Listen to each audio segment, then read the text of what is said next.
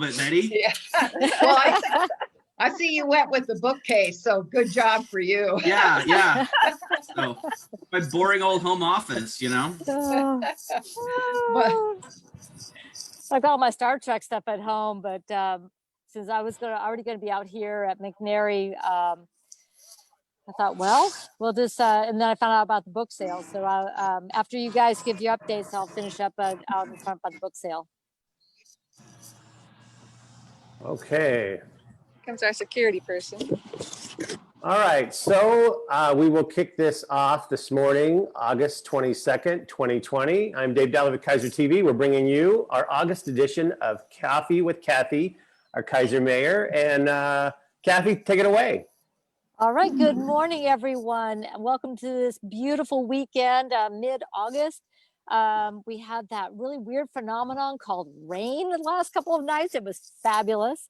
So I am so pleased to join you this morning on sharing what's happening in Keizer, how we are doing as a community, and to hear from some of my wonderful colleagues, Colleen Bush from Salem Keizer Transit, Betty Hart from the Fire District, and Jonathan Thompson from the Chamber of Commerce. We hope that this is going to be a time that will help you know what's going on in our community and how to reach out to folks and help us work together to keep Keizer moving forward into what I call phase future. We're going to determine our future. We're going to work together to keep us healthy and safe and moving forward and taking care of one another in a wonderful and effective way. So just a couple of updates. If you want good information about what's happening in terms of COVID in Keizer and the Marion County area, I always encourage people to go to the Marion County Health Authority website. They have the most current and the most local information. And also on the Facebook page for Marion County Health and Marion County in general. They are our go-to. We don't try to parse out additional information or something separate. We know that they are working hard to get accurate information. Also a great resource is our Salem Health, Salem Hospital. They put out the numbers on people who are there that they are serving. The numbers remain extremely low for people who are hospitalized with COVID. And by and large, people are doing a great job making sure that we not spread the disease, but also, I don't know about you, I haven't had a cold this year either. It's awesome. So wear your face coverings, be respectful, don't sneeze on people. Nobody's really likes it anyway. Wash your hands and be very mindful and gracious to one another because we want to make sure that we reduce the stress, keep people healthy, and take care of them. Big issue is schools. So I don't have any more information than you do. Please go to the Salem Keizer website. If the students have not heard from their teachers, according to Mrs. Reed, please reach out. It means that they don't have your accurate information because the teachers are trying to get a hold of all of the students and get ready for the school year to start. So big one there, reach out and make sure they have the correct email and phone number to reach you. That's some of the stuff that is happening right now. And I would like to turn it over to Colleen Bush from Salem Keizer Transit to share with what's going on with transit. Take it away, Colleen. Mute. You're on. Yeah. There you go. Okay, I had to find the right button. It's pretty sunshiny out here at the Keizer Transit Center. And since I am in this public place, I do need to have my mask on. Hopefully you can hear me, muffled as it might be. I wanted to do this because this facility is fantastic and it represents what Salem Keizer Transit is trying to do for our community to keep us connected with places in safe ways. And just really quickly, we do have signage here. I'm going to turn my camera, I think. No, never mind. There it is. And you can see the facility. Here's one out of our bus stops. Here's our sign, limited seating available. We are doing that. We do have the maintained distance on the ground, but the facility itself, we have educational signs all over. It's just a great place to be. I know those windmills do not create any energy, but they are beautiful. So anyway, I'm going to turn my camera back around. technology. Here we go. Yes. So I did want to do that. We are, I'm appreciative that I get to do this here with these wonderful leaders of our community. In September, our local weekday service will go to pre-pandemic later evening service. So we will starting earlier, but there will not be any pulses after 9 p.m. Last year, we were celebrating the start of Saturday service. And then this hit, we had some fantastic service levels. And right now, our Saturday service is at 100% of pre-pandemic levels. And so I get to ride the bus today from here to the 10 o'clock time at Jeff and Cheryl's. But an update on service numbers in April, overall, we had 27,000 riders. May, it went up to 54,000. June, we were at 87,000. And in July, we exceeded 100,000. So that was average of 4,000 rides per day. And right now for August, we have 5,000 per day. So thank you for trusting transit. Thank you for getting on the bus. Thank you for wearing your mask, for entering the back door, and sitting in the limited spaces. So normally we average 12,000 per day. So we are about 50%. All of our staff are required to wear masks in our offices and at the transit centers. And a new program has just come back, our transit host program that we partner with Garton employees for, has come back. It was exciting to see that. Coming back to some semblance of normalcy. And then on two other notes really quick, our general manager, Alan Pollock, is a member of the American Public Transit Association. And here comes one of our buses.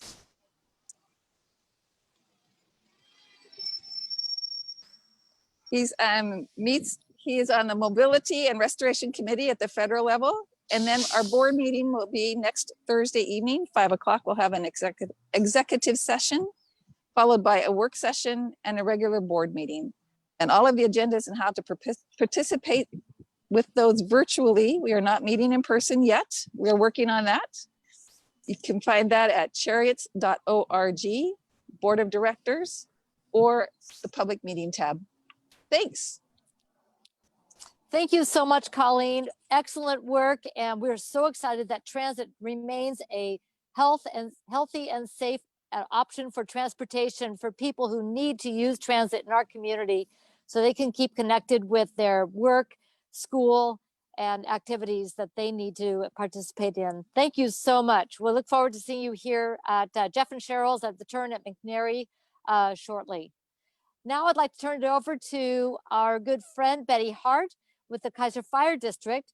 Fire District has been at the front lines, not only for COVID response and keeping people safe, but also are now, let's see if there's an update on response to some of the fires, wildland fires, both in Oregon and California.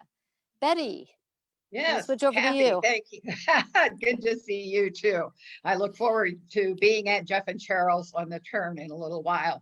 So yes, there's a lot going on. We mobilized actually 2 units to the Mosier fire a couple of weeks ago.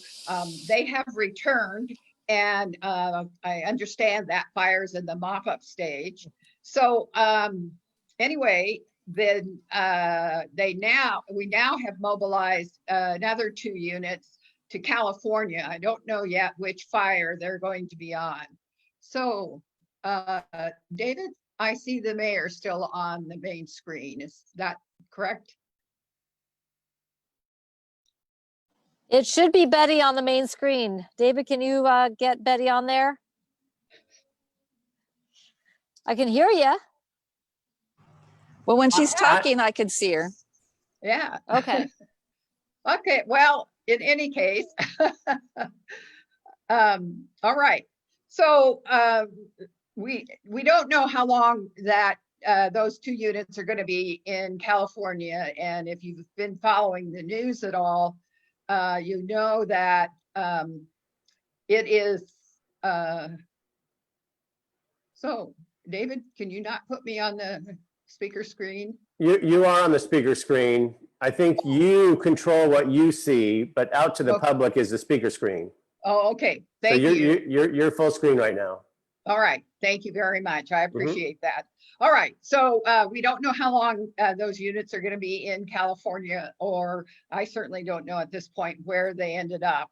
But you know, it's just a disaster there. I was reading about that in yesterday's paper. Another interesting thing, of course, is that we continue our resolution for emergency, so that the fire station is closed to the public and the fire board is continuing to meet online, and our meetings are the third Tuesday at 7 p.m. When we do the resolution, we do it for 30 days at a time. So basically we go from one board meeting to the next, and we expect that we won't lift that until probably somewhere in the neighborhood of 30 days after pretty much everybody else has lifted theirs. So we do know a few months ago, we bought a unit called an aeroclave. Some of you may have heard of an autoclave, which is used to sterilize equipment, often in a dentist's office or a doctor's office, or at least they used to be until the equipment became disposable, I guess. And so an aeroclave cleans the air. And recently we transported someone who we knew had COVID-19. We got back to the station. When the unit got back to the station, they were able to sanitize the ambulance completely for the next run. So so that whoever they transported next would not be exposed to COVID-19. So that's really exciting. We're pleased to have that. And we're hopeful that perhaps we'll be able to be reimbursed for that unit under some of the COVID-19 money that's coming from the federal government. Upcoming in the fall, we usually have a couple of things going on. One is our open house in October, and that will not be happening this year.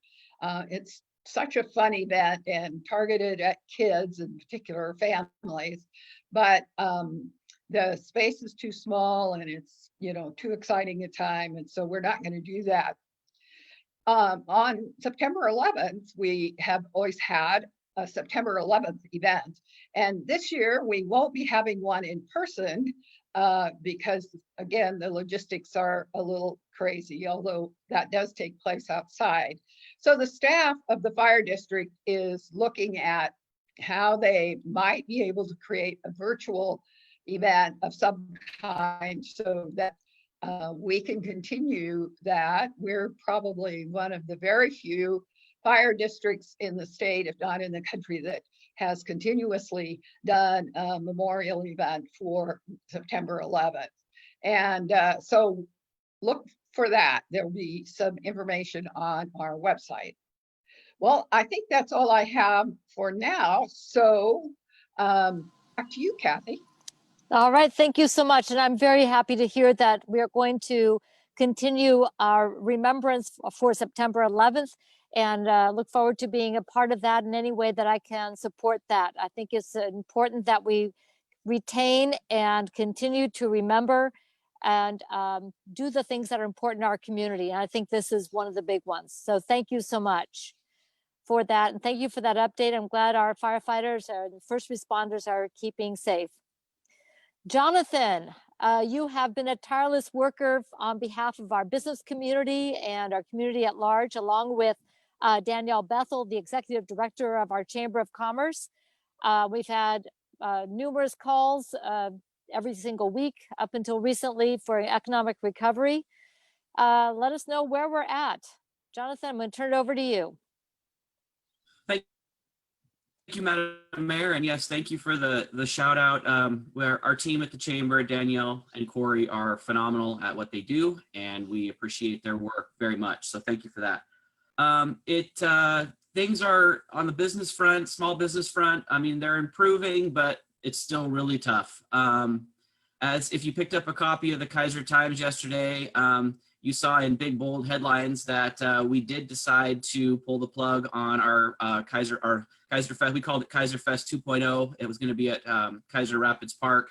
we knew we could have done it safely with social distancing and masks. There's a lot of space down there, regular cleaning, but just because we could do it doesn't necessarily mean that we should. So we made a decision, the executive team of that event made a decision that we needed to focus our resources on two other areas of critical need in our community right now.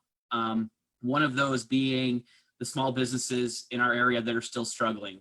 It's still really rough. There's things from, supply line issues to staffing shortages to financial issues. All of these stresses are still weighing heavily on small business, and we're helping them navigate that, and we will continue to help them navigate that. But that is a very time-intensive process.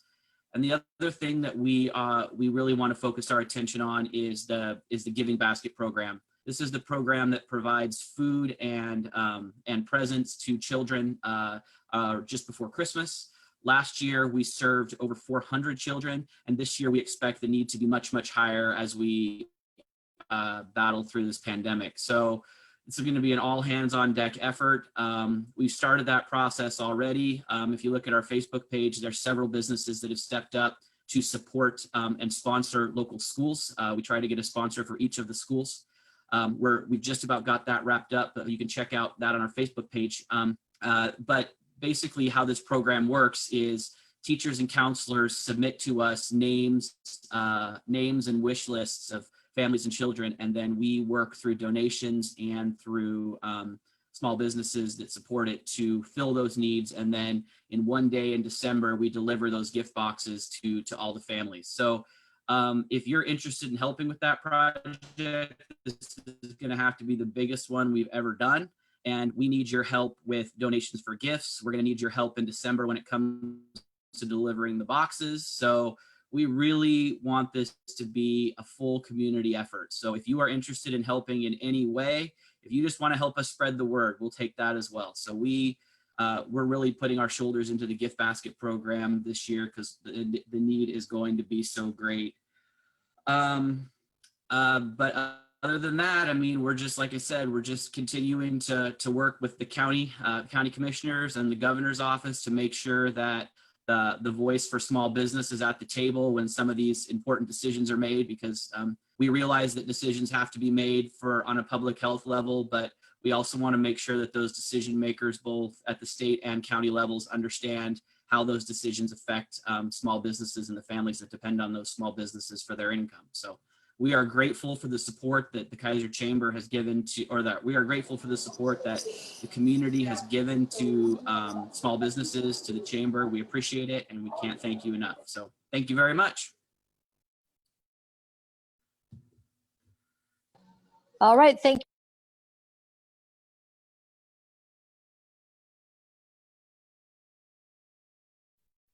Unmute. Okay, am I unmuted now? All right. Jonathan, thank you. Thank you to Danielle. Thank you to the leadership of the Chamber who've been tireless for all of our businesses. You've listened and you've worked really hard to make sure that they are heard, their needs are being met as much as possible, and innovating in ways to help businesses navigate into phase future, whatever that looks like. And I also want to thank you for the efforts going into the giving baskets for all of the students and their families in our community that do have need. I also want to give a shout out to the Keizer Community Food Bank, Marion Polk Food Share, and so many of the partners in our community to make sure that with all of the issues that families are facing, that food not be one of them. And we want to make sure that they have access to good, reliable, nutritious food to keep families healthy, both mentally and physically.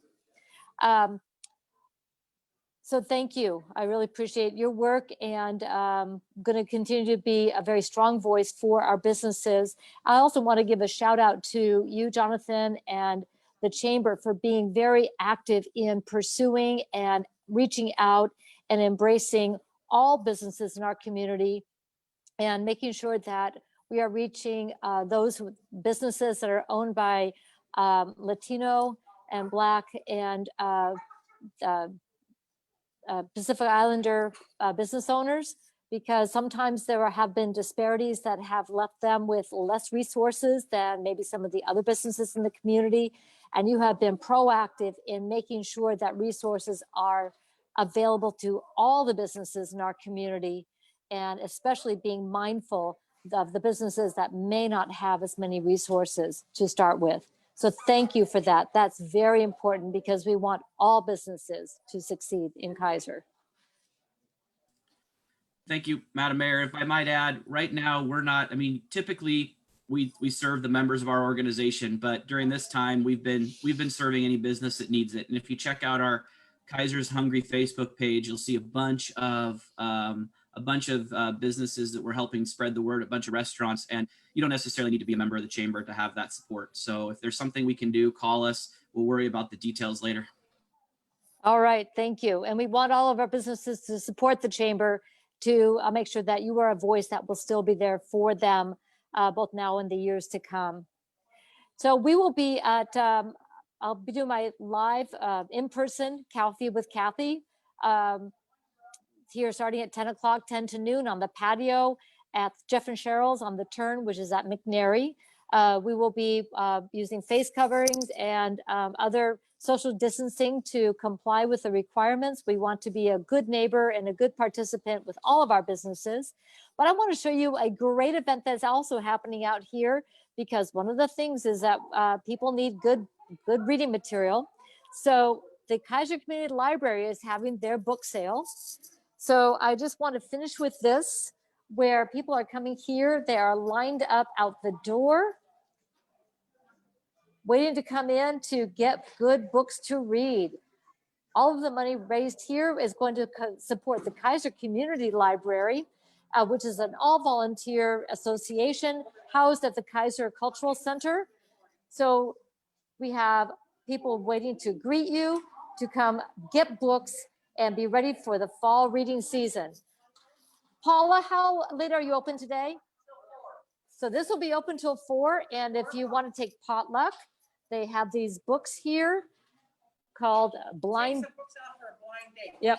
Takes books out for a blind date, $5 per bag. And they've got all sorts of fun things that you can, for $5, get some great reading material for the rest of the year. So with that, we're going to wrap this up.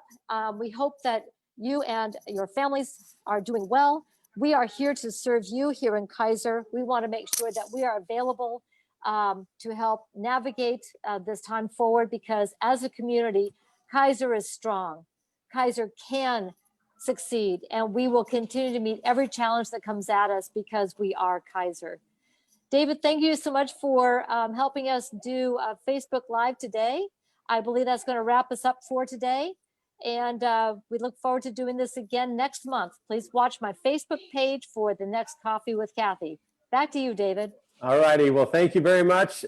Also to you, Cathy, your Saturdays are going to be full, but thank you for being accessible and being a great ambassador for our city. So with that, we'll wrap it up. And thank you, Betty Hart with Keizer Fire District, Colleen Bush with Chariots, and Jonathan Thompson with our Keizer Chamber. Everyone have an excellent day, and we'll see you next month.